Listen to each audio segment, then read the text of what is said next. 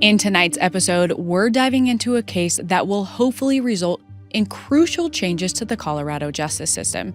It involves a woman in the public eye and a man who would stop at nothing to be with her. Let's get into it. Kylie is a meteorologist for our affiliate station, KDVR, Fox 31 in Denver. And for the last 3 years, she has been stalked by a viewer who will not stop.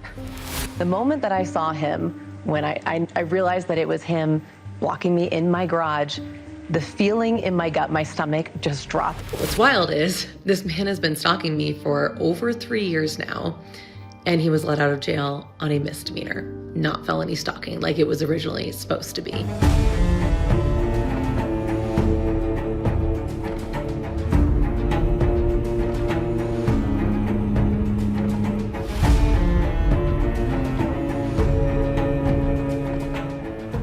Hi, I'm Katie Ring, and this is Crime House Daily, your weekday true crime companion. We follow the cases making headlines now where justice is still unfolding. This is a Night Watch episode bringing you today's biggest crime stories. Don't forget to subscribe to my YouTube channel at Crime House Daily so you never miss an episode. This episode discusses active criminal cases and breaking news. The information we share is based on what's publicly available at the time of recording and may change as new evidence comes to light. We aim to inform, not to decide guilt or innocence, so everyone mentioned is presumed innocent until proven guilty in a court of law.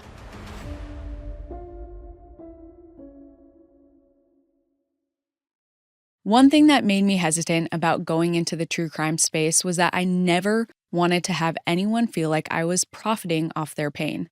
But after covering a few cases on social media, I quickly realized how much impact a single viral video can have in helping put pressure on public officials and getting justice for victims. And this applies to tonight's case more than ever, because I am tired of our justice system not doing anything to protect victims of stalking until they are dead. So let's get into it. Kylie Bearse is a Colorado meteorologist who has been dealing with a stalker for over 3 years and is currently fighting for justice in her case. But the Denver DA's office is failing her. Kylie has been a meteorologist for 15 years, working in Idaho, Utah, Minnesota, and is now at Fox 31 in Denver. As a meteorologist, Kylie wants to make her viewers feel welcome and like she's part of their morning routine.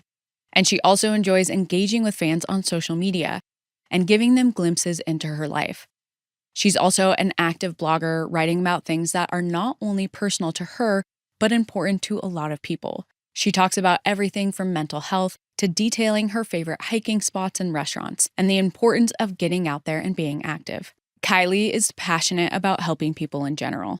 Her mom has a career in healthcare, and this has inspired Kylie to volunteer and participate in tons of different fundraising events, especially in support of sick children. Kylie fully embraces her life in the public eye, which lets her use her influence for good. Normally, she doesn't mind all of the attention that comes with this lifestyle. In her bio on the KDVR website, she even invites people to say hello if they ever see her out in Denver. Just looking at Kylie's social media, I can sense that she is one of those people who is as beautiful on the inside as she is on the outside. But unfortunately, being in the public eye can bring unwanted attention, especially when you're a woman on social media. Some of the messages I've gotten are absolutely unhinged. But one of Kylie's fans is starting to take things a little too far. Not only is he commenting on her social media, he attends a charity event she is at. As of this recording, this man's identity has remained anonymous, and sources only refer to him as John Doe. So that's what we'll call him for the rest of this video. At the charity event, Kylie is unaware of who John Doe is, and they chat for a bit, but nothing about their conversation seems out of the ordinary to her. However, later on, Kylie realizes this wasn't her first and wouldn't be her last interaction with him. After the event, John Doe starts flooding her social media posts with increasingly concerning comments. It's not the first time she's dealt with someone she describes as overzealous, but it's enough for her to clock it in case it gets worse. For a while, things seemed to calm down for a bit. But then, in the summer of 2023, John Doe dials his attention back up a notch. That August, Kylie is leading a hike for the Breckenridge Food and Wine Festival, and John Doe attends. At first, Kylie doesn't know he's there. He waits until Kylie is alone and then walks up to her and tries to give her a pair of hiking shoes as a gift. Kylie says it's a nice gesture, but that she cannot accept. He insists, and Kylie politely tries to end the conversation. But then he starts crying. He doesn't understand why she's rejecting his gift. Kylie has no idea what to do, and the situation's only about to get worse, because he proceeds to say he thought they were in a relationship. Kylie is dumbfounded. He goes on to say they've been together for a year. But not only that, they're married. Not only is the situation uncomfortable in general, but this guy is almost 70 years old. And at the time, Kylie is 34.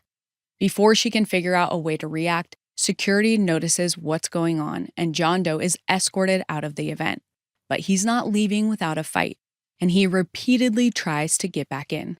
Fortunately, he eventually leaves, and Kylie makes it home safely. But she's left with that sinking feeling in her stomach that too many women unfortunately know too well. But this is even more insane. How could a total stranger think she's his wife? As her mind races, something occurs to her. Over the past year, Kylie has seen over a dozen TikTok accounts pretending to be her. She thinks that maybe one of these accounts pretending to be her catfished this man. And as someone who is older, it probably wouldn't be as easy to tell that this profile was just reposting her content and wasn't really her. And while it's a huge leap to believe you're married to someone you've never met before, Kylie is still sympathetic to him. So she reaches out and explains to him that she is not the person he's been talking to, and tells him he's being scammed and that he should notify the police. By the end of their conversation, it seems like she got through to him, and she can finally try and relax and put this whole thing behind her. But unfortunately, reality hits her hard when she logs in and it becomes clear that John Doe didn't get the message after all.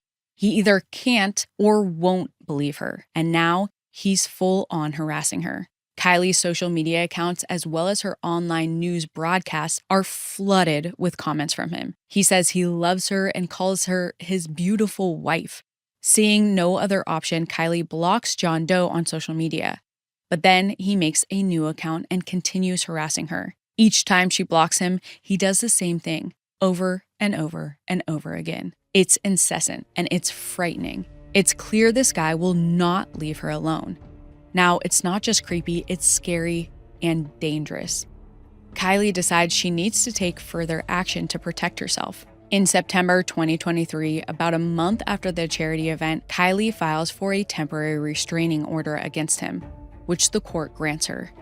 Kylie hopes that this will finally get him to back off. But he's just getting started.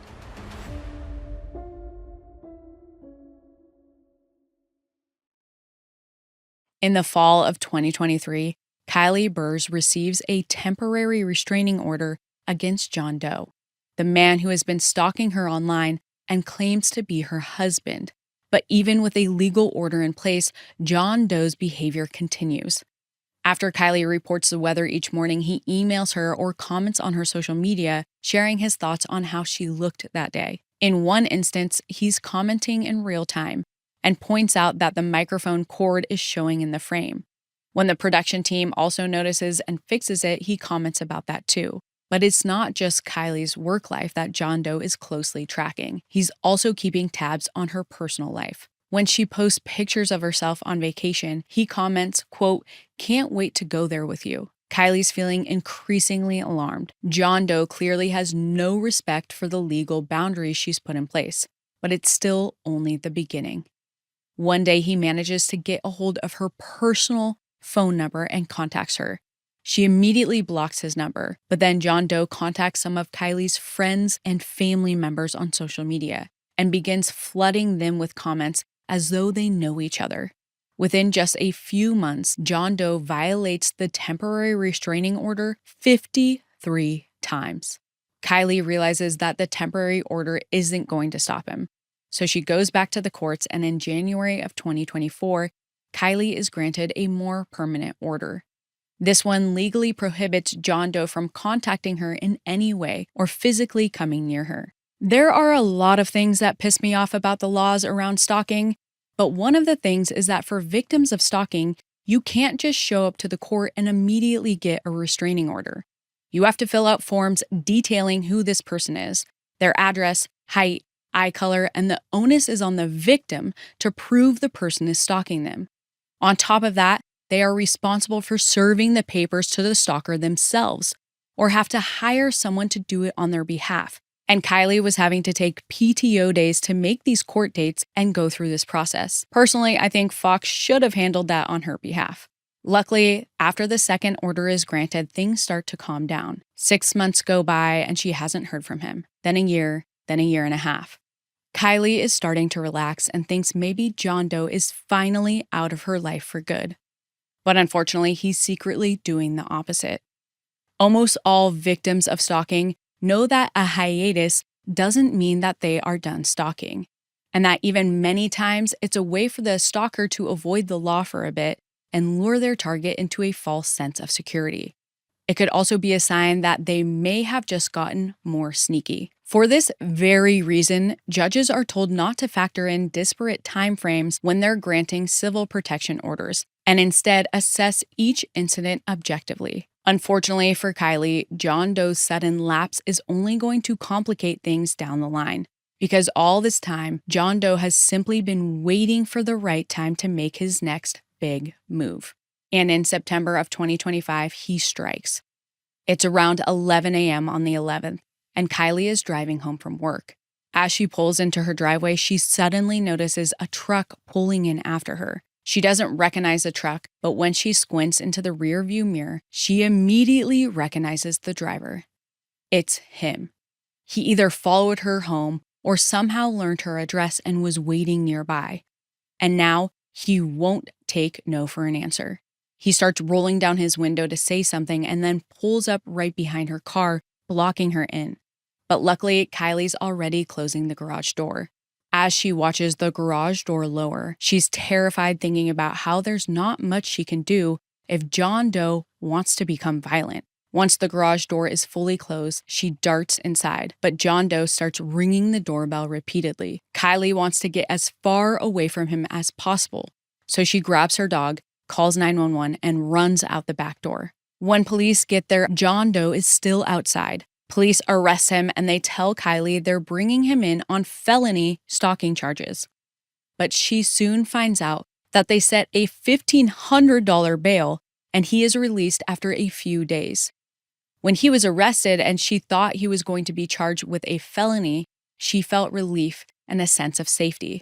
But that was all stripped away and she is left dumbfounded. It turns out that despite being arrested for felony stalking, his charges had been lowered to violating a protection order, which is just a misdemeanor. He's required to wear an ankle monitor while he awaits trial, but that won't necessarily stop him from violating his restraining order again. Kylie can't understand their decision. She thinks maybe there was a miscommunication and that they might not fully understand the scope of what's been going on, so she calls the DA's office herself. But as she tries to explain things, she feels like they're not taking her seriously. The prosecutor in her case tells her that because it had been 18 months since any prior incidents, John Doe's behavior doesn't constitute multiple instances of harassment. She looks at the law herself and sees that there's no specified timeline, and so she asks them what the minimum amount of time between incidents has to be. But they don't have an answer, and end up saying it's just a, quote, judgment call. Kylie responds, "Your judgment call is putting my life in danger." If you're not familiar with our justice system, there is something called prosecutorial discretion. It is the authority of an attorney, or in this case, the DA, to decide whether to prosecute a case and how to pursue it. This discretion is exercised at various stages, including the decision to charge, negotiating a plea deal, or pursuing alternative outcomes, and involves factors like the strength of evidence, the seriousness of the crime, public interest, and the defendant's circumstances. This means that according to the way the law is written, they could charge him with a felony. They are just using their discretion to not charge him. Now she's fed up. And I personally believe we should all be up in arms about the complete disregard for women's safety. This is an elected position, which means if you don't agree with his discretion, you can vote him out. It also means that if you make enough noise, there's a chance you can pressure them into changing their decision. Kylie is done waiting around for justice to be served. Her first move is to take measures to protect herself. With John Doe back on the streets, she moves out of her house so he hopefully can't find her again. But she refuses to simply hide. Instead, she goes public with her story. As a member of the media herself, Kylie turns to news outlets to try and bring attention to her case. She hopes that if she can get the full details of her story out there, then she'll be taken more seriously, and so will others who go through the same thing, and that hopefully public pressure can change their decision. In her interviews, she says that law enforcement has been dismissive, and that it's too easy for those in charge to wave off these situations as the victim being overly dramatic. Let's hear her talk about it in her own words. I did everything right, assuming that the system was in place and the law's there to protect me and to put this man in jail for a period of time. And so it was really disappointing and disheartening when it just doesn't work. And I'm left feeling unsafe. He is wearing an ankle monitor, so he is not allowed to come within, a certain distance of where I am and, of course, my work and whatnot. But even then, you get a heads up of a couple of minutes. The police can't get there in time. If this person wanted to be violent, they could do so within that period of time. And it's not just heightened awareness that Kylie's after. She wants to change the system.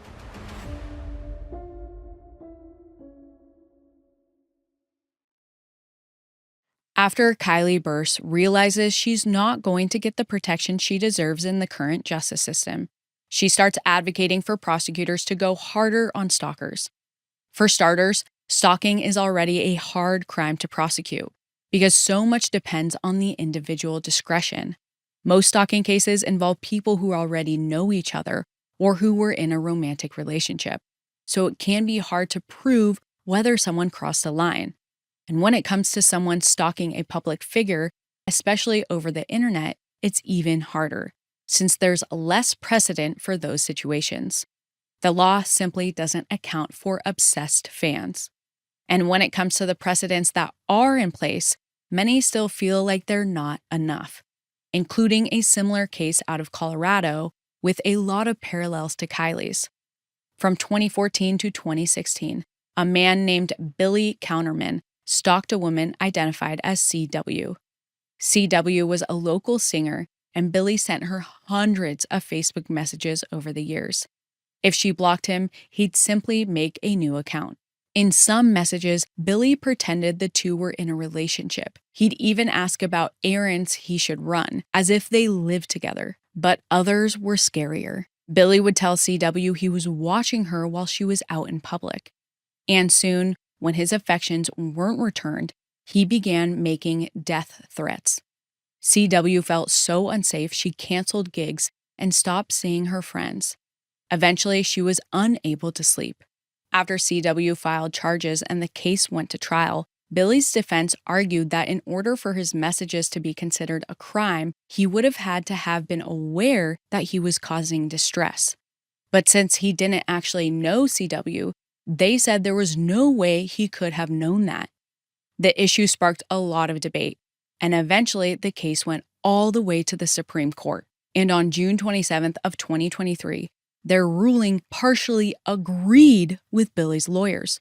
Now, prosecutors not only have the burden of proving that the victims are being threatened, but they have to prove the stalker understands the impact of their behavior, which could mean that public figures will have to post on social media about harassment and how it affects them, or they'll have to contact their stalkers in some way to tell them they're upset, which puts the victim in even more danger, because stalkers take any kind of contact as further proof of a relationship. This even includes blocking them on social media. Any engagement, even bad engagement, can encourage a stalker. But Kylie had no choice. She repeatedly told John Doe that his advances were not welcome, and now she's using her public platform to make her feelings on the matter abundantly clear. But as of this recording, none of this has led to John Doe being charged with felony stalking charges, which is especially frustrating for Kylie, because not only is she following the law's guidance, she's confident that the DA's reasons for not pursuing the case are wrong. Remember, she says they told her that the recent incident doesn't count as felony stalking because it happened over 18 months after the last one.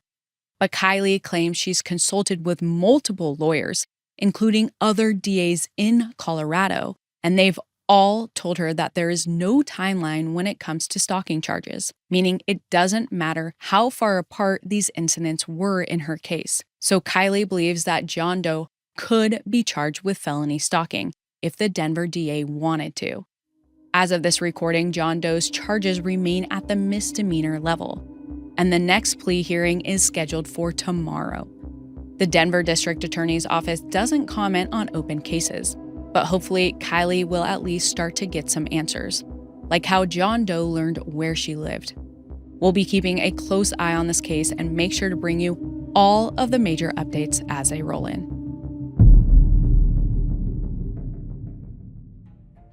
What did you think of tonight's case? Drop your thoughts and theories in the comments. See you next time. If you haven't already, subscribe to our YouTube channel at Crime House Daily and follow us on social media at CrimeHouse 24/7 for real-time updates, because the pursuit of justice never stops.